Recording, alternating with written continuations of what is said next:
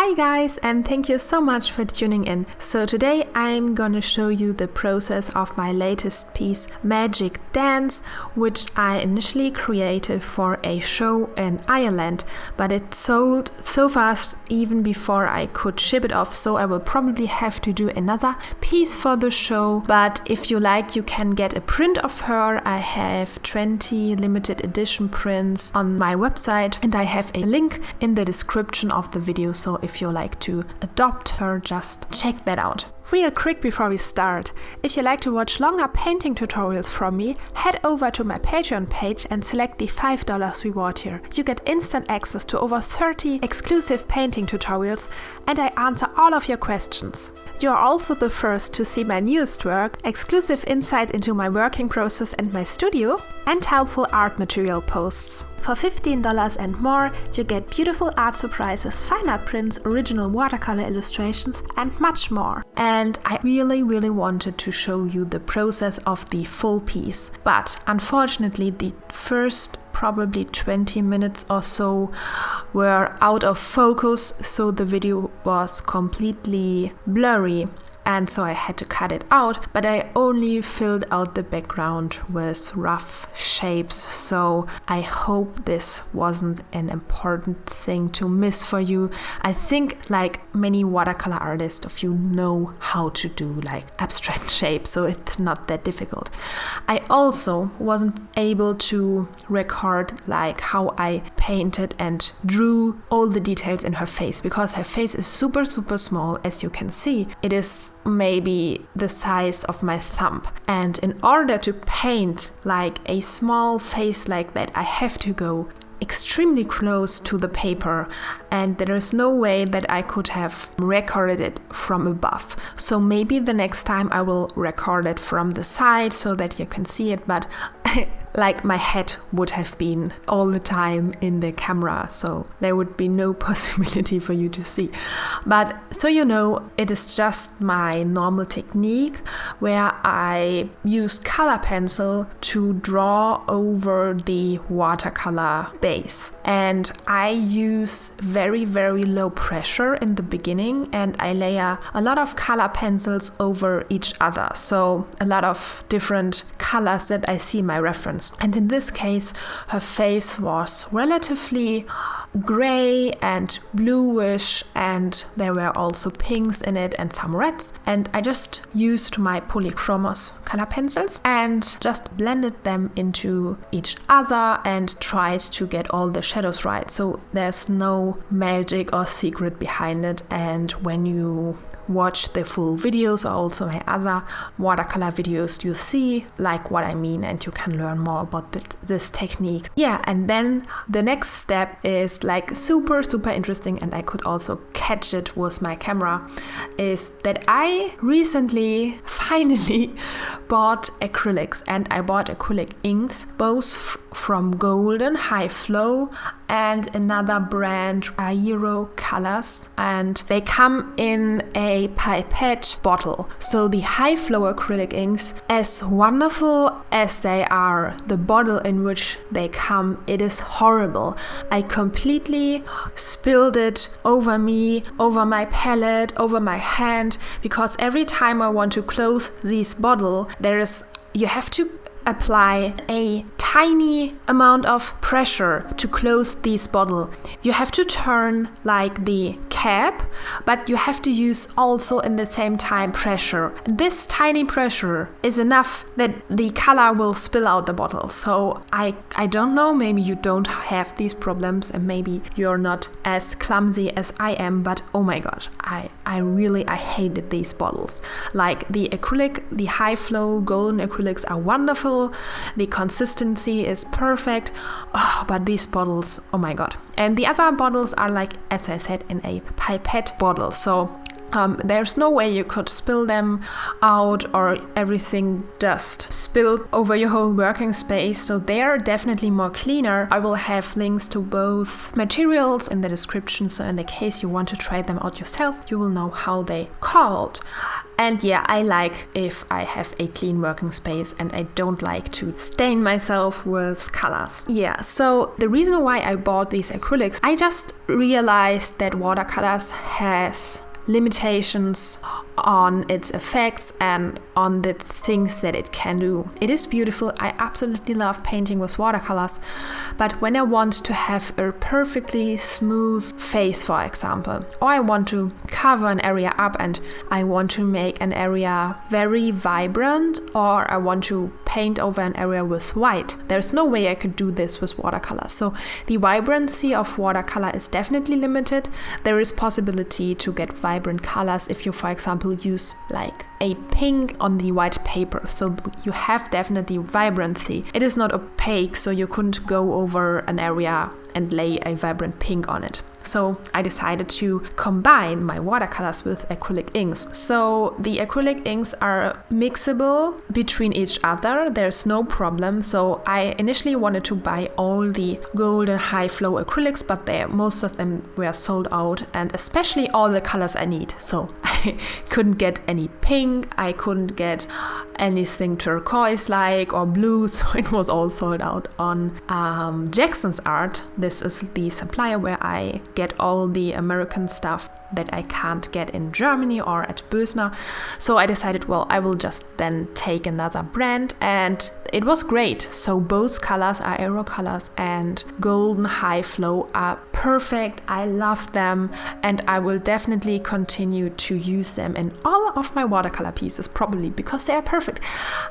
This was the first time for me that I could paint over a face again and make it super smooth. So this face is very small, but I just prepared everything with the color pencils and with watercolors, and then at the end I just used like a thin layer of the white acrylic inks and laid it on the face, and I just mixed it a bit with like burnt sienna and yellow so that I had a nice skin tone, and that's it. So it worked so nice and I'm super happy with them. And I also used the vibrant pinks on the roses and on some of the leaves, and I definitely love to combine it with watercolor. So the characteristics of the acrylic inks is that they are very opaque and that you can go over everything and they are opaque. And watercolor, the nice thing with watercolor is that they are transparent and that they merge beautifully when you paint in different layers. And so I want to combine both of them because I don't want to have everything look opaque, because this is what I love with watercolors. I love that the colors are merging into each other, that it looks like beautiful abstractions and surreal. And with the acrylic inks, I can just use the strengths of them and go over areas when I want to have things popping out and I want to have just vibrant colors or really white highlights. So I used, for example, the acrylic inks on her hair, on the highlights on her hair. I used it on her skin, and I used it on the roses, and I used it on some of the, I don't know if you can see them, but they are like little like highlights, like fireflies in the background. I don't know if you can even see them, but I used them there. And this really worked out well. So these were my like explanations for the technique, and I hope it helped you a bit. And yeah, about the piece, so this is like the third doll piece I created, and this is another doll from Alisa Filippova, and I really love her dolls. And I also found out about many other beautiful doll sites and collections thanks to many of you, and I was super happy because I could look up all those sites with dolls, and I think I spent like 3 evenings only with searching through giant databases with dolls. And one of the dolls I found really amazing were like a site called Soul Doll. Oh my god, their photos, I think I saved every single photo they had on their site. Not from every doll figure they had, but from like the fantasy series, and I will probably paint them because they are amazing. And yeah, this was wonderful. So thank you all so much for all your input and all your comments. And I also want to address another thing in my last video about my piece Here in This World She Changed Her Life. The oil painting, the large one, I said in the video that the woman is a self-conscious character, but of course this is the wrong word. I meant self-confident. So I even looked up the word in my online dictionary, but I kind of did it in a rush and I didn't read all the other possible interpretations of this word, and so it totally led me to the wrong word. And also thank you again for helping me and for correcting it. And yeah, please continue doing so if you find something that I'm just using wrong or continuously using wrong. Let me know in the comments. I really believe in when you don't have people that help you, you can't grow. So you have to just be part of a larger community and let the community help you. And this piece is again named after another song of the Labyrinth, and the song is called Magic Dance, and I just used the title for this piece as well because I think like almost every title fits to those magical pieces. And yeah, I also heard from one of you that there will be a series done about the Labyrinth, I think on Netflix or so. I'm not 100% sure, but I'm definitely looking forward to it and I hope it will be good. So oftentimes they totally screw up like old stories, and yeah, this makes me sad.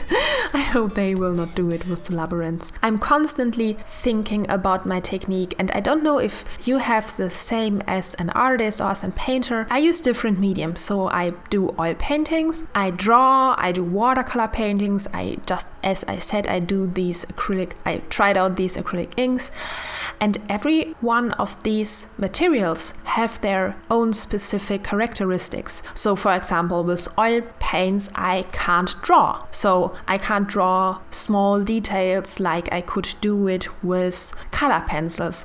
And I'm currently working on the oil painting for this month's auction for the Bad Apple Artists Collective. And I have a background that is making me crazy. And all the time I think of, I have to use color pencils and I have to use a ruler to get this shape on the background right. And so I'm thinking of combining maybe techniques with each other. So I was thinking if I could, for example, start on paper with watercolor, then seal it with a varnish and then paint over it with oil paint. So I'm constantly thinking of how I could combine the different characteristics to get everything perfect on one painting. So I believe that you can definitely just use only one medium to get to your goal and to make your painting look perfect. But I personally think it is more interesting and it leads to another direction and just another way of thinking if you combine everything you know and make something unique. So I'm not sure what I will combine, if I want to combine watercolor with oils, or I'm not sure, or if I want to paint like on another surface maybe so that I can use rulers. What I should definitely try out is acrylics, like in tubes, like as a thick paint.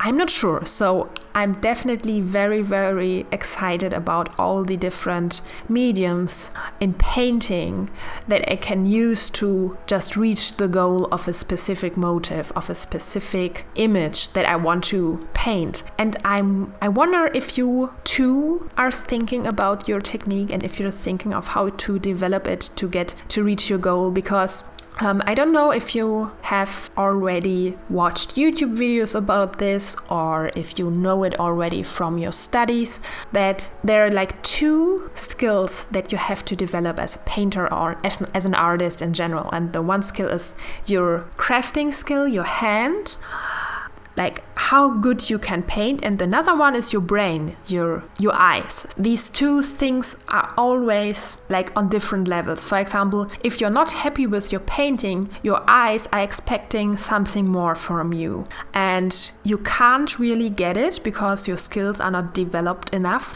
but you know that something is wrong and you know that you have to get better.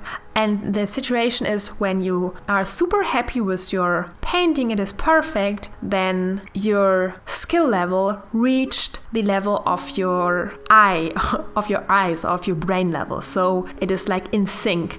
And when, for example, your skill level develop and your eye or your brain level remains the same, then you couldn't really improve because you don't know how to make it better. So basically, if you're always unsatisfied with your work, you know that your eyes or your brain knows what good art is, but your skills are not developed enough. And you're still getting better, but you don't realize it. I will have a link in the description to a video from Sycra, which explained this theory way better than I just did, and I found it super helpful, and it just opened my eyes in regards to like how I view my art and how it developed over the years. So I can definitely recommend this video.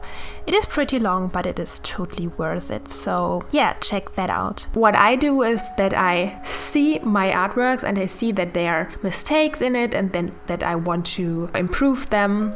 And I can't. Sometimes my skills are just not good enough. And then I try to mix the techniques with one another and try to get to these like images I have in my head and I want to reach them. And I wonder if you have the same thoughts and if you are thinking about your technique like before you want to sleep, or even if you don't paint but just over the day and you think and you're excited about it and you want to try different mediums out. So this is what I just really enjoy as an artist, is that you can like, even if you are in a situation where you are like bored or you don't want to be there, like standing in a line or so, and then you can just think about how you would tackle like your next painting, and this makes me incredibly happy. And I've heard from a podcast that I'm listening at the moment, which is One Fantastic Greek. Their artist and illustrator invited, and like one artist, her name is Laurie LeBron, and she didn't paint for I think 15 years because she raised her kids, and her husband is also a painter, and after that time she started painting again because she could focus again on painting. And her husband says that it was incredible because she developed, like even if she didn't paint it over this time, she became a better painter. So I think maybe that even in an unconscious way or even consciously, if you think about how you want to paint and if you want to tackle like a painting in your mind, but you're not painting it, but you can imagine how you're doing it, then you can develop your painting skills even without painting. I've heard it from other sources as well. I just believe that this is a thing and I've had read it somewhere. Yeah, and I hope this video was interesting for you and it could help you in one or another way. And if you liked it, don't forget to give it a thumbs up and subscribe to my channel, and I hope I see you in the next one. Bye bye!